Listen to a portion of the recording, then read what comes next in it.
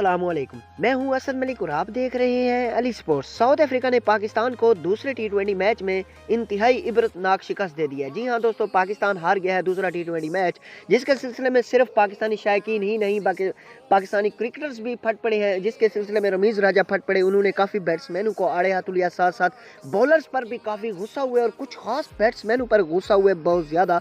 सारी तफसील बताऊंगा कि रमीज़ राजा ने क्या कहा। उससे पहले हमारे चैनल अली स्पोर्ट्स को जल्दी से सब्सक्राइब कर दे, इस वीडियो को लाइक कर दे, और अगर आप क्रिकेट का कोई भी मैच अपने मोबाइल पर लाइव देखना चाहते हैं तो एप्लीकेशन का लिंक मैंने डिस्क्रिप्शन में दे दिया। आपके सामने वीडियो में तरीकाकार भी शो हो रहा है, डिस्क्रिप्शन में लिंक मिलेगा, इस लिंक से आपको एप्लीकेशन मिलेगी। इस एप्लीकेशन को आप डाउनलोड कर लेंगे तो फिर आप क्रिकेट के तमाम मैच अपने मोबाइल पर लाइव देख सकते हैं आसानी के साथ। मोबाइल पर अगर कोई भी मैच क्रिकेट का लाइव देखना है तो इस लिंक से एप्लीकेशन को डाउनलोड कर लें। अगर आप क्रिकेट के फैन हैं तो ये एप्लीकेशन आपके लिए बेहतरीन है। तो दोस्तों, साउथ अफ्रीका ने पाकिस्तान को बुरी शिकस्त दी है। पाकिस्तान के बैट्समैनों ने टी20 क्या खराब खेली, टी20 को टेस्ट बनाकर खेला तो रमीज़ राजा फट पड़े। रमीज़ राजा कहते हैं कि दुनिया की क्रिकेट आगे जा रही है और हमारी क्रिकेट पीछे जा रही है। ये इस टीम में तो काफ़ी नौजवान थे और हम चाहते थे कि नौजवान ही खेलें। पहले टी20 मैच में भी काफ़ी फ्लॉप नजर है। हैदर अली पहले टी20 में कुछ ना कुछ अच्छा खेले, 3 छक्के लगाए, लेकिन दूसरे टी20 में यानी कि कोई तसल्ली ही नहीं, कोई देखने को नहीं है, अंधाधुंध खेल रहे हैं। 11 गेंदें खेली, 10 रन बनाए हैं।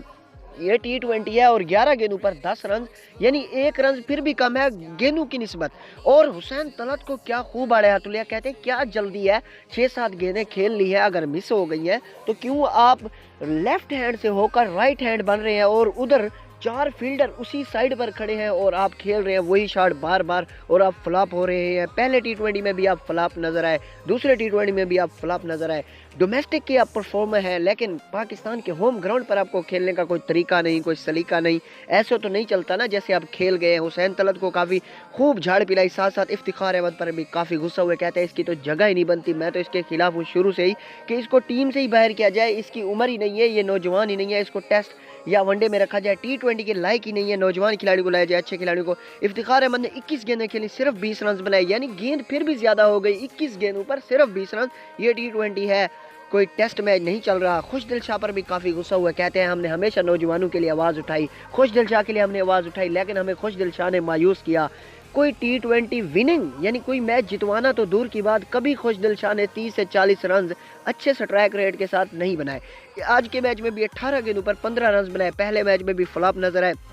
फ़हीम अशरफ पर काफ़ी खुश नजर आए, रमीज़ राजा, और मोहम्मद रिजवान पर भी काफ़ी खुश नजर आए।